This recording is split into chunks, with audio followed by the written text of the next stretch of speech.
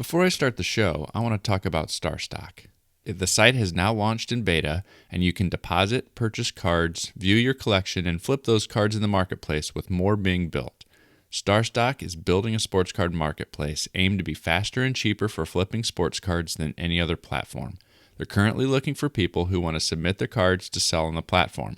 Here's what they're offering: a 5% commission, no ingestion fees, you send in your cards and they do all the work. The cards are guaranteed and secured in a vault, and you can choose to ship your cards back at any time. You can buy, flip, or store cards with a click of a button. If you're interested in getting involved as a seller, contact mike@starstock.com. StarStock is only looking for rookie cards and prospects of current players. For more details, contact mike@starstock.com. And let's get on with the show.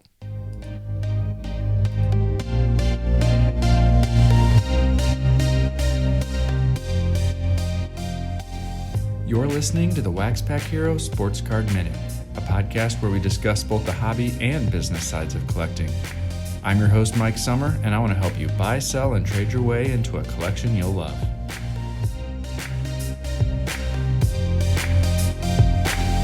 Hello, everybody, and welcome back to the WaxPackHero Sports Card Minute.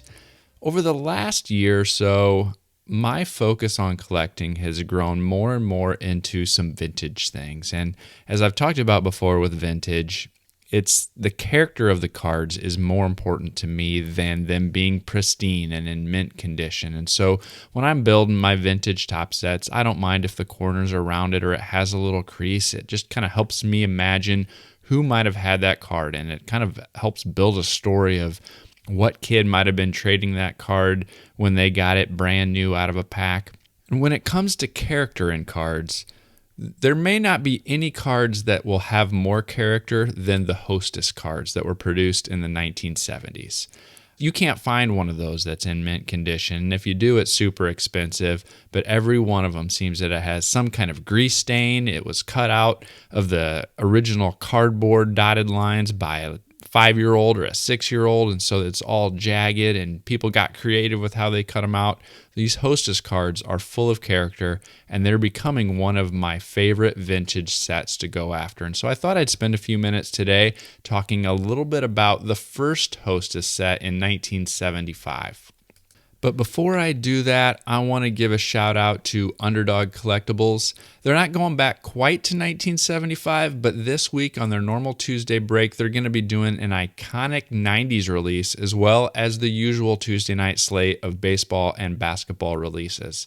They're a shop that is by collectors, for collectors, and you can find them at udogcollect.com. You can join their Facebook group, The Underdogs. Well, I had a handful of these Hostess cards throughout, the last several years as I was buying collections. More and more of them would have some random cards, and I started to get a few of these Hostess cards in there.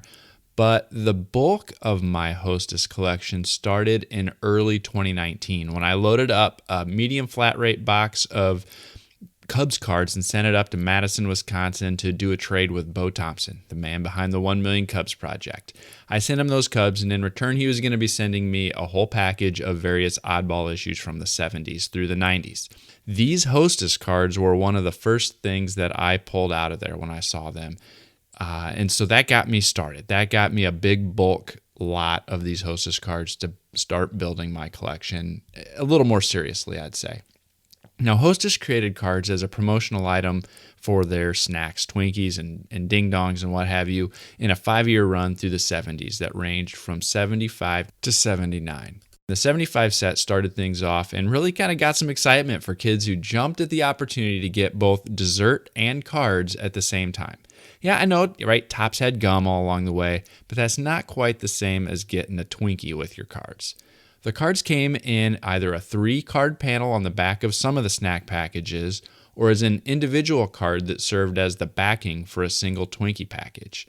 And since the latter, the ones with the Twinkies, were in constant contact with the food, they're often found with some of that character I was talking about, 40-year-old Twinkie grease. It's hard to imagine the type of character that 40-year-old Twinkie grease can deliver on a card. Well, the Twinkie singles set, they contain 60 cards, number 1 through 36, and then a variety of numbers up to 150.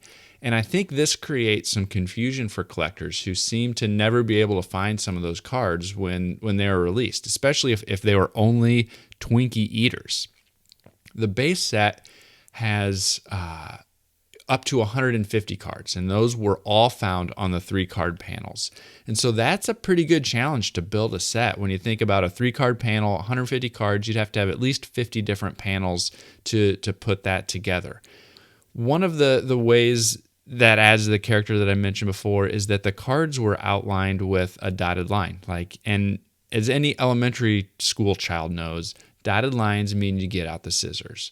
And so you can still find some of the panels intact today, but many of the cards that you'll find are singles that were cut out of the panel. That can also help create some confusion between the quote-unquote base set that came in the 3-card panels and the Twinkie set, which was what I guess you would call the parallel set. Well, there's one thing that you can look at to help tell the difference between the 3-card panel cards of the base set and the parallel cards, and that is that the Twinkie set, in addition to the grease stain, has a black line kind of in the center of the card. Maybe I guess you could say it's more of a black box at the top of and the bottom of the card when you're looking at it horizontally on the back, but there is a telltale black box at the top and the bottom, and that's one of the ways that you can tell that it is one of the Twinkie cards. Now, there's a bunch of stars in this set, which is one of the things that I think makes it really cool. You can get a nice vintage star on a vintage card without breaking the bank. And so there's a bunch of stars in this set like Nolan Ryan, Johnny Bench, Hank Aaron, Pete Rose, Mike Schmidt. They all have cards, and they even managed to sneak in one of the 2 biggest rookies from 75. Sorry, Big Shep, not George Brett, but Robin Yount is card number 80 and gives fans a second rookie card from 1975 to add to their collection. Brett wouldn't make his appearance until the following year in 1976. And so when it comes to vintage oddballs, this set takes the cake. Bada boom. The complete 150 card sets have been running around 150 to 175 on eBay, when they're all kind of cut out and kind of a mismatch. But occasionally you can find ones that are in really good condition that run a bit more. I saw one a little while ago that completed at around $350. They're also hard to find in good condition, no matter what. You can sometimes find full panel sets. Those are a little bit more as well, but they are out there and they are available. In my mind, that combination of grease and self-cut edges really give these oddball cards some character.